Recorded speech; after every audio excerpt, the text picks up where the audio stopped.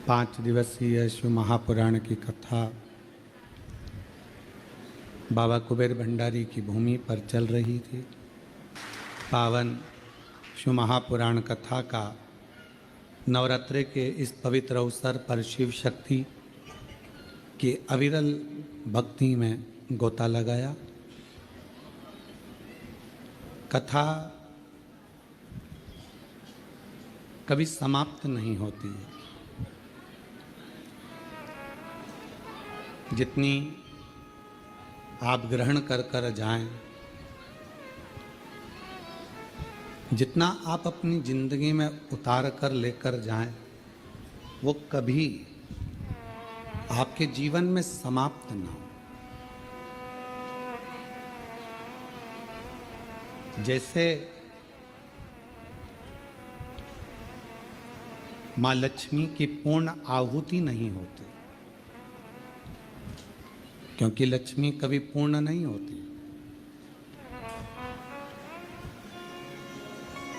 जब भी माँ लक्ष्मी का कोई यज्ञ होता है, माता लक्ष्मी का जब कोई अनुष्ठान होता है, माँ लक्ष्मी की कोई आराधना होती है, तो उसमें पूर्ण आहुति नहीं होती,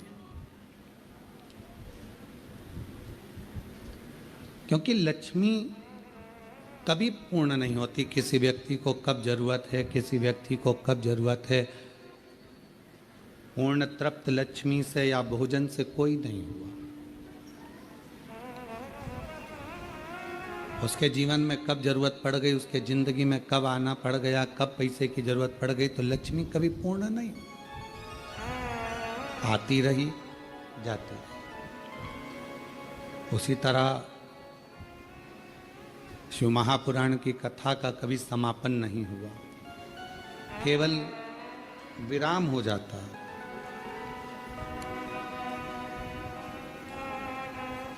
यहाँ विराम होगा, फिर कहीं चालू हो जाएगी, फिर विराम होगा, फिर चालू हो जाएगी, अविरल बहती।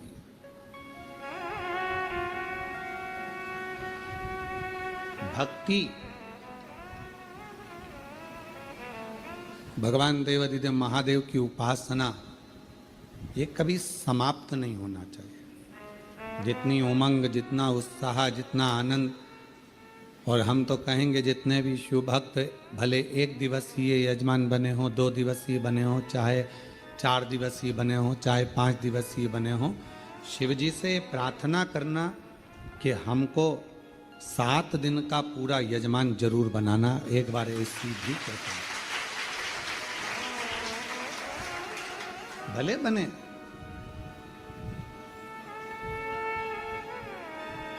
और जो कथा श्रवण कर रहे हैं वो आपस में भगवान से ये प्रार्थना करना कि 7 दिन नहीं, 5 दिन नहीं, तो 1 दिन का बनाना। और 1 दिन भी अगर आपने बना लिया तो हमें 7 दिन तक आप जरूर बनाओगे, ये विश्वास,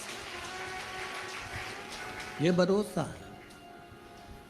भक्ति, विश्वास, दृढ़ता, भरोसा ये कभी कम नहीं होना चाहिए। जितना जितना बढ़ा सकते हो भक्ति को, जितना जितना बढ़ा सकते हो विश्वास को, जितना जितना बढ़ा सकते हो श्रद्धा को, वो हमें फलित होगा।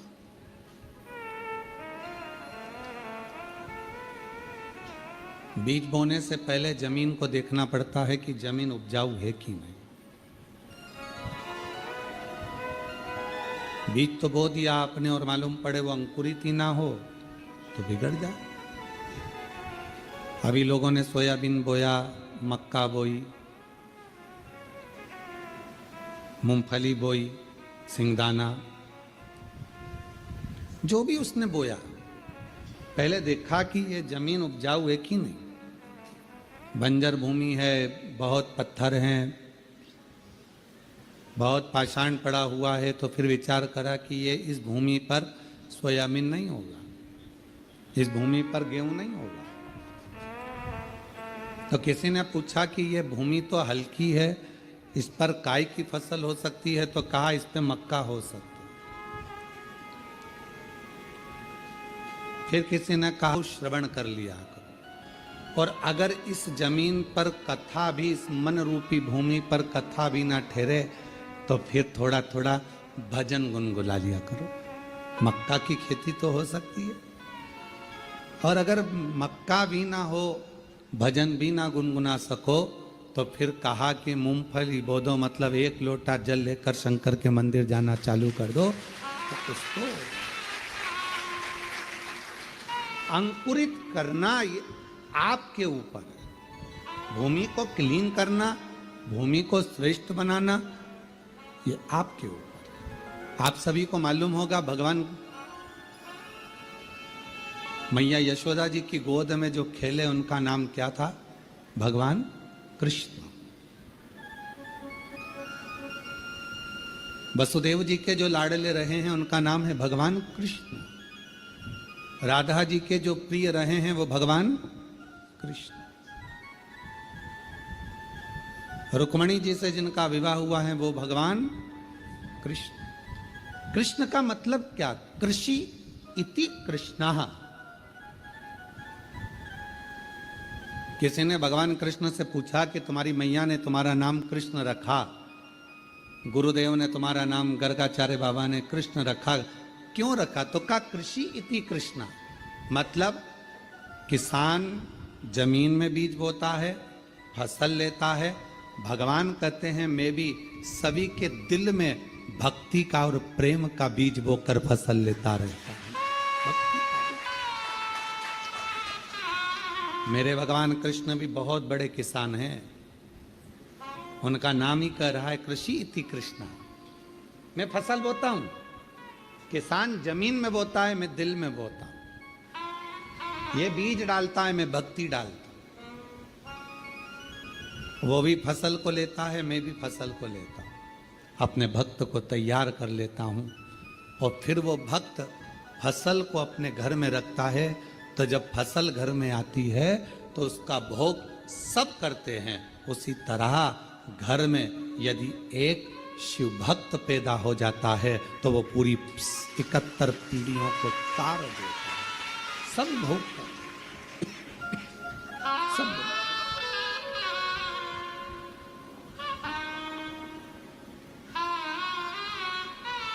और मैंने तेरे ही भरोसे बाबा, तेरे ही भरोसे हवा विच उड़ती जागी। बाबा डोर है तो छड़ी नाम कटी जागी। भोले मैं तेरी पतंग शंभू, मैं तेरी पतंग हवा बिच उड़ती जागी। बाबा डोर है तो छड़ी नाम कटी जागी। भगवान कृष्ण एक मोहल्ले का, कॉलोनी का, सोसाइटी का, घर का, गांव का एक व्यक्ति भी यदि शिव के मंदिर जाना प्रारंभ कर देता है तो वो धीरे धीरे समझ लेना कि पूरे गांव को, पूरे मोहल्ले को, पूरे कॉलोनी को पार उतार देता है। एक व्यक्ति श्री शिवाय नमस्तुभ्यम कहना प्रारंभ करता है, उसके मुख का दर्शन उसके गांव के लोग करते हैं तो वो भी पार उतरना प्रारंभ कर देता है। दरवाजे पर दीपावली पर, दिवाली के समय पर पूरे घर की सफाई करो, पूरे घर को साफ करो, दरवाजा भी साफ करो, पेंटिंग भी करो, रंगाई भी करो, डेंटिंग भी करो, इंटीरियर भी करो, सारा साज सामान लगाओ। पर एक काम जरूर करना कि दीपावली पर बाजार से एक स्टिकर खरीद कर लेकर आना, श्री शिवाय नमस्तुभ्यम का, वो दरवाजे पर लगा देना, जिससे हमारे घर में जो प्रवेश करे वो पढ़ ले।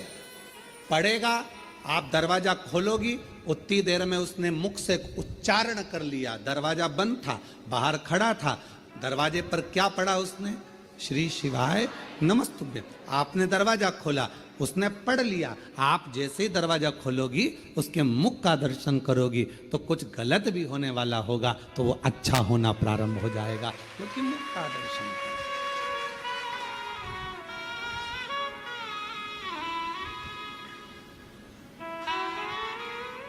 अपने घर के द्वार पर श्री शिवाय नमस्तुभ्यम दीपावली पर अवश्य एक स्टिकर लगा दो।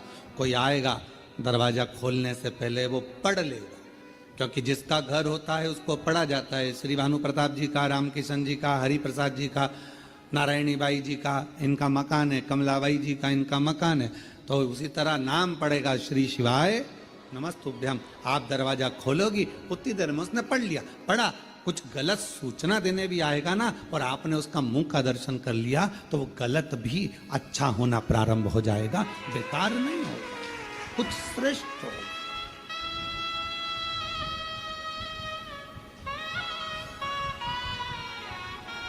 एक भक्ति के बीज 68 करोड़। अब आप और हम तो कोई स्थापना कर नहीं सकते, आप और हम तो कोई तीर्थ बना नहीं सकते, बहुत बड़ा तीर्थ का निर्माण तो कर नहीं सकते।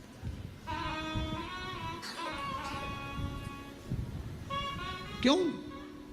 आपने देखा होगा लोग मठ मंदिर बनाते हैं तो ऐसी जगह पर बनाते हैं जहां लोग आते रहे। जैसे वृंदावन में किसी को मंदिर बनाना है, मठ बनाना है, आश्रम बनाना है तो सोचते ब्रज में बनाओ। क्यों? क्योंकि ब्रज में कोई आएगा तो भूल से अपने आप ही आएगा। अवध में बनाओ, अवध में आएगा तो अयोध्या में जो आएगा तो अपने आप ही। चित्रकूट बनाओ, चित्रकूट में कोई आएगा अपने आएगा। उज्जैनी बनाओ, महाकाल कोई आएगा अपने आएगा। ओमकारेश्वर बनाओ, कोई आएगा अपने आएगा। हरिद्वार बनाओ, कोई आएगा अपने आएगा।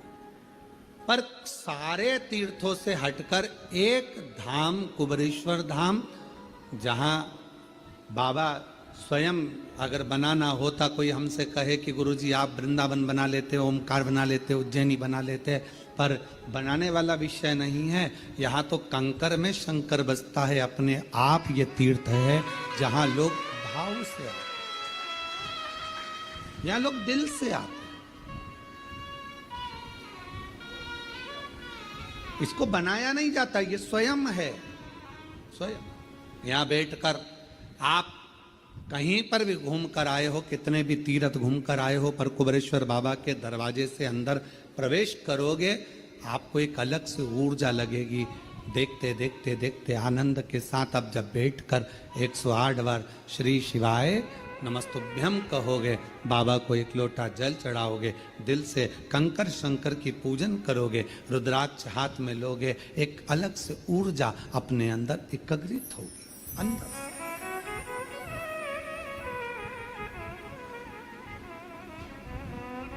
वो ऊर्जा हमें मिले।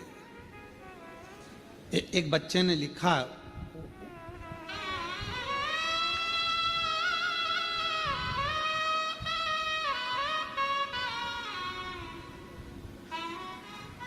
उसने अपने दिल की बात लिखी है,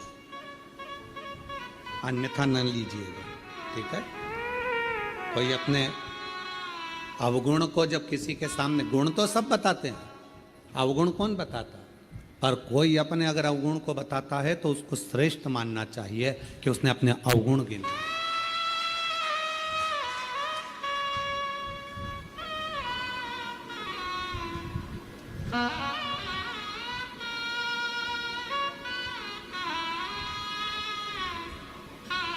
पहले नंबर पर शब्द लिखा उसने, क्षमा चाहता हूं।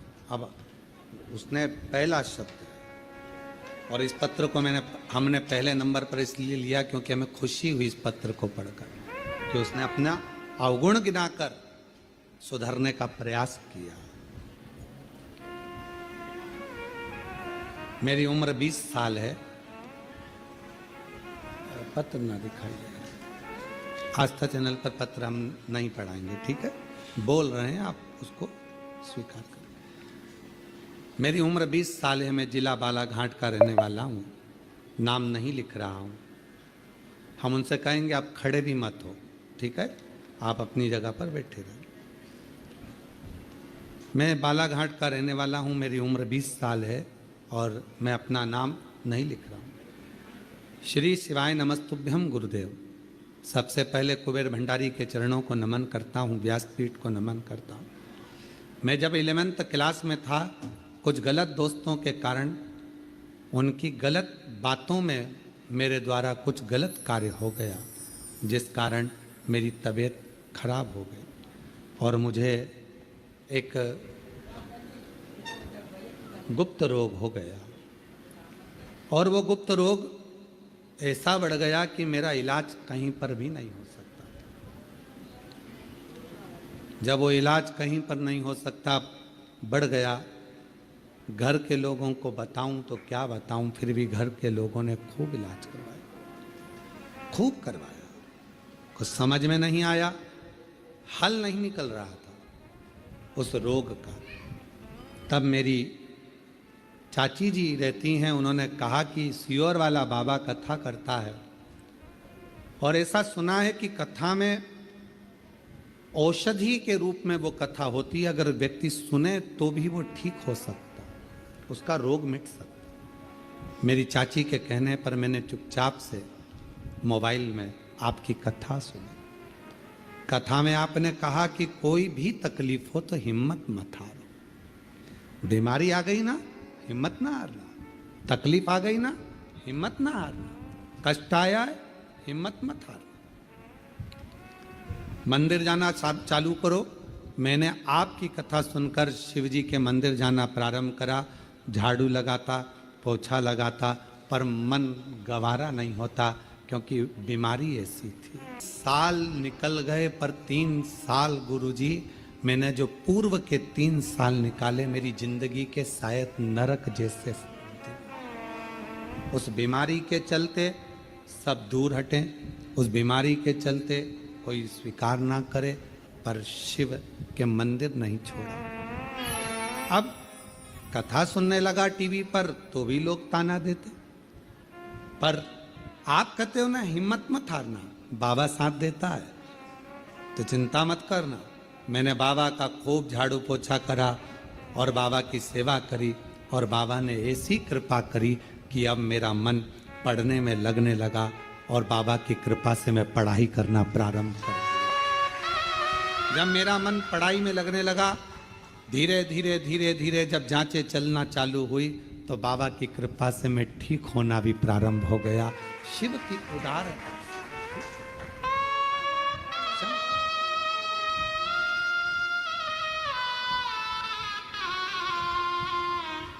आज केवल बाबा को प्रणाम करने के लिए आया हूं कि मुझे बाबा ने बहुत बल दिया और मुझे स्वस्थ किया।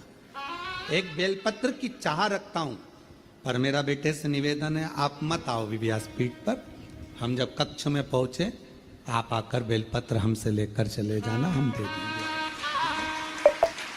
पत्र बालक लिखता है, मेरी पूरी जिंदगी अगर मैं भगवान शिव को दे दूं तो कम नहीं, क्योंकि उसने मुझे पूरा ठीक कर दिया। शिव को मेरा बेटों से निवेदन है, मेरा बेटियों से भी निवेदन है, आप अपने मित्रों से मित्रता उतनी रखें जितनी जरूरत है। इस बेटे से पूछूंगा, जब मित्र साथ थे और तुम्हारा शरीर जब बेकार हो गया तो कोई मित्र तुम्हारे साथ खड़ा हुआ? सबने साथ छोड़ दिया, सब। आज की वो मित्रता नहीं है कि आप सोचो कि कृष्ण और सुदामा की मित्रता होगी। आज की वो मित्रता नहीं है कि आपको लगे कि कर्ण और दुर्योधन की मित्रता होगी। आज की मित्रता वो नहीं है कि अर्जुन और भगवान कृष्ण की मित्रता होगी। आज की मित्रता तो केवल आपके द्वारा धन है, उसका भोग करना है, आप श्रेष्ठ हो, आपका भोग करना है, उसके बाद आपको लात मारकर बाहर कर दे। सतर्क हो जाए मेरे बेटा बेटियां, सतर्क।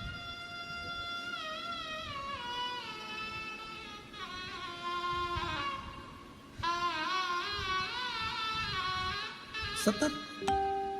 और आपकी सतर्कता आपकी जिंदगी बना सकती है। आपकी सतर्कता क्या पड़ा है बजरंग दल को, क्या पड़ा है विश्व हिंदू परिषद को, क्या पड़ा है संघ को, क्या पड़ा है सनातन को, कि हर गरबे के दरवाजे पर उन्होंने आपको सुरक्षित रखने का प्रयास किया।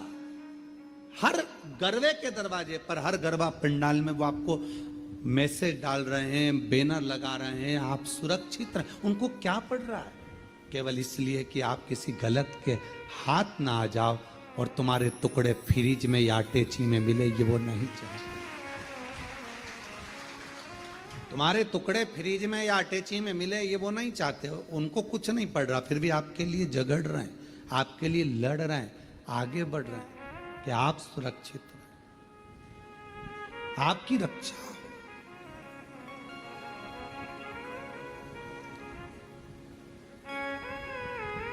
एक एक रक्षा के विषय हेतु वो आगे बढ़े। महाराज,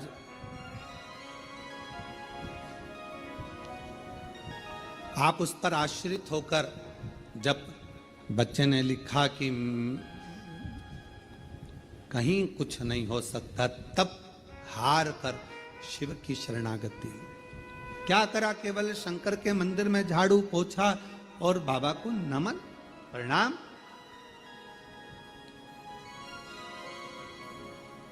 उतने में भगवान ने स्वीकार कर लिया। क्यों? क्योंकि वो सब दूर से टूट चुका था, हताश हो गया था कि अब कोई साथ नहीं देगा। तब अंतिम बिंदु में उसने अपनी चाची की वाणी पर भरोसा करा कि मेरी चाची ने मुझसे कहा है कि अब तू एक काम कर कि वो सियोर वाला बाबा कथा कहता है, उसको सुनना चाहिए। सुना तो मन तो लगाया, पे बोर मोर बांध के नथनी पिना के, दादी बेचारी घी एकदम और लहंगा पिना दिया, चोली पिना दी, चूड़ा पिना दिया दादी जी के, और एकदम कमजोर, पूरे मुंह पे सल, हाथ में सल, क्योंकि 80 85 90 साल के।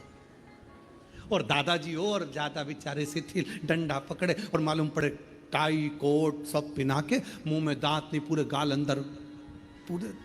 और दादाजी एकदम दुबले पतले, और 25 बार वहीं पर खड़े खड़े सबसे सब लोग देखते बोले, दादाजी आज तो बहुत क्यूट लग रहा है, एकदम जो अच्छे लगे दादाजी पर से। लाओ जरा राख लाओ। राख लाए गए, बाबा पे चढ़ा दी। उन्होंने लाए भरकार झोली में और कोड़ दो। शंकर भगवान पे सारी कोड़ दी।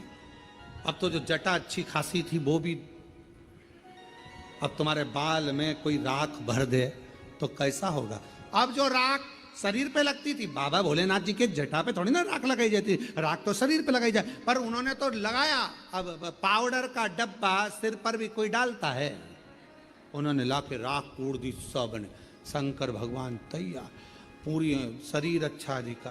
काल भैरव ने कहा आग भी दब गई, आग भी दब गई,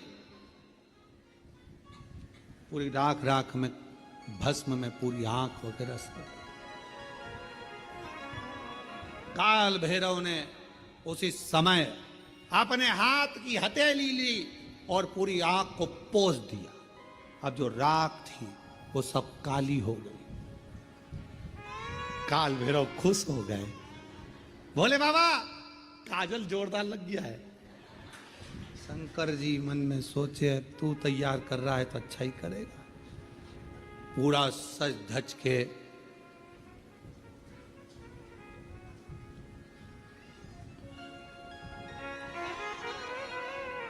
श्रृंगारित होकर, जाओ जल्दी मुंडों की माला लाओ। भगवान ब्रह्मा जी को चक्कर आए। भगवान ब्रह्मा जी बोले, शादी में फूलों की पहनते कि मुंडों की पहनते हैं? जल्दी जाओ। गए शमशान में, मुंडों की माला लाए। अब एक शमशान में कि किसी दुकान में तुम जाकर कहो कि हमको एक काम करो कि 50 बिस्कुट के पैकेट दे दो, उसकी दुकान पे है ही नहीं 50। किसी शमशान में इतने मुंडे ही नहीं। अब वो तो जितने झले होंगे उतने ही मिले होंगे। एक गण आकर बोला, महाराज शमशान में हमने देखा वहां तो तीन मुंडे हैं। तो भगवान यमराज तुरंत बोले, काल भैरव बाकी के दूसरे शमशान में सब दूर का प्रोडक्ट इकट्ठा करो, सब दूर का माल लाओ, एक जगह एकत्रित करो और मुंडों की माला बनाओ। सारे शमशान से मुंडे इकट्ठे कर लिए, मुंडे लेकर भगवान के गले में पिना दिए। गले भयंकर। और सांप पकड़ लाओ। अब पकड़ने गए जितने उतने भर के लिया। शिव जी के हाथ में बांध दिए, पांव में बांध दिए, सब दूर सांप ही सांप, गले में सांप, कान पे सांप, पीछे सांप, सब दूर सांप। और बच्चा कुचा था, एक कपड़ा लिया और वो कपड़ा बांध दिया नीचे, और शिव जी की नग्न अवस्था में और कपड़ा बांध दिया। कपड़ा लाए, एक मृगछाला बांध दी तो बंद नहीं रही थी। एक सांप को पकड़ा, उसी को बांध दिया, सांप को बेल्ट के रूप में बांधा। अब जैसे ही शंकर भगवान खड़े हुए और इतने में एक गण ने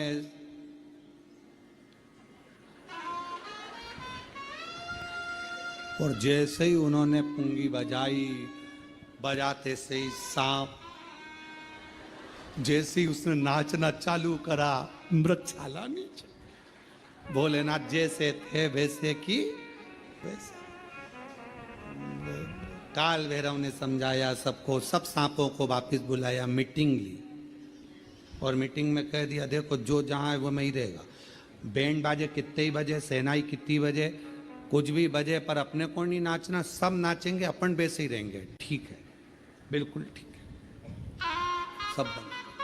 चली बारात, भयंकर स्वरूप, भूत प्रेत, डाकनी पिशाचनी, भयंकर नाद करते हुए सब शिव जी को देख रहे थे। जितने भूत चुड़ैल सब शंकर जी पे से नीछावर कर रहे थे। कोई राइनोन लाके नजर उतार रहा था।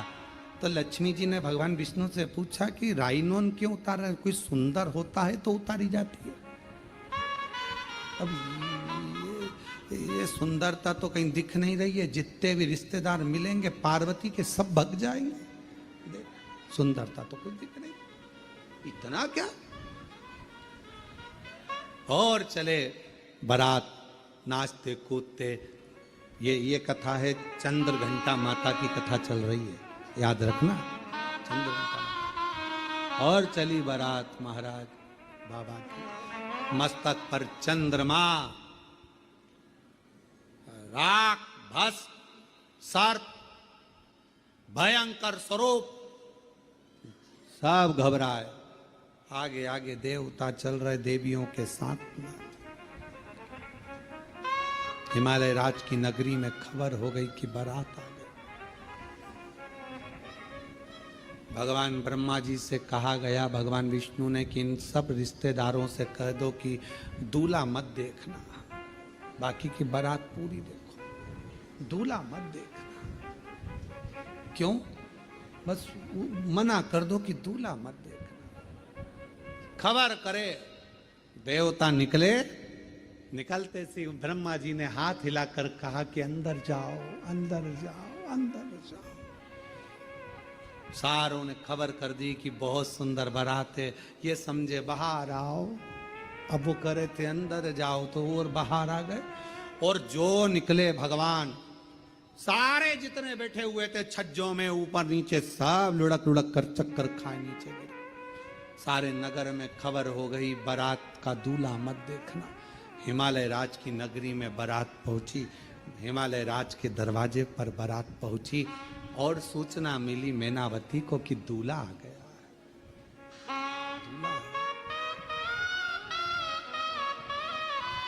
दूल्हा और थाली तैयार करी। दरवाजे पर जब दूल्हा आता है तो सास आरती उतारती। दरवाजे पर जैसे ही पहुंची मैनावती, जो शंकर भगवान का स्वरूप देखा तो चक्कर खाकर मैनावती के हाथ की थाली नीचे गिर गई। बेटी नहीं भी आऊंगी, बेटी नहीं भी आऊंगी, बेटी नहीं भी आऊंगी। हिमालय राज जी ने को मालूम पड़ा कि दूल्हा आया है, देखूं। जाकर देखा तो कैसे ब्याहूं बेटी को, स्वरूप देखकर मना कर दिया। नहीं कर सकते, नहीं कर सकते। सब घबरा रहे थे। खबर पहुंच गई मां जगत जननी जगदम्बा अम्बा के पास, पार्वती जी के पास। दूल्हा तो आया है पर रूप अच्छा नहीं, भयंकर रूप रखकर आया है। पार्वती हाथ जोड़े तेरे शादी कैंसिल कर दे, विवाह कैंसिल, विवाह मत कर पार्वती। दूल्हा भयंकर। पार्वती जी बोली एक बार मुझे भी तो देखने दो।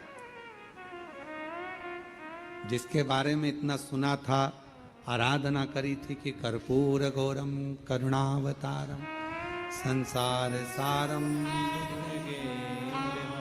सदा वसंतम हृदयारविंदे भवम सहितं नमः शिवाय। ओम नमः शिवाय नमः शिवाय नमः शिवाय। जिनके बारे में इतना सुना था, क्या वो कर्पूर गौरम कपूर की तरह श्वेत होना चाहिए, और वो ऐसे जाकर देखूं तो सही। जो मेरी मैया सिर पर पल्लू डालकर, नैनों में सुरमा लगाकर, हाथ में चुड़ला, पांव पैजनिया, कमर करधनिया, सिर में गजरा, माथे पर बेंदा, मस्तक पर बिंदी, नाक में नथनी, होठों पे लाली, कानों में बुंदा, गले में हरवा, और मेरी मां पहुंच गई दरवाजे पर, द्वार पर। शंकर भगवान को देखा, मुस्कुराए, प्रसन्न। कुछ नहीं देखा पार्वती जी ने, कुछ भी नहीं। केवल एक ही चीज देखी, शिव जी का ऊपर राख कितनी ये नहीं, शंकर जी के तन पर कितने सांप बिच्छू ये नहीं। पार्वती जी ने केवल एक ही चीज देखी कि उनके मस्तक पर चंद्रमा है। मस्तक पर चंद्रमा। मस्तक पर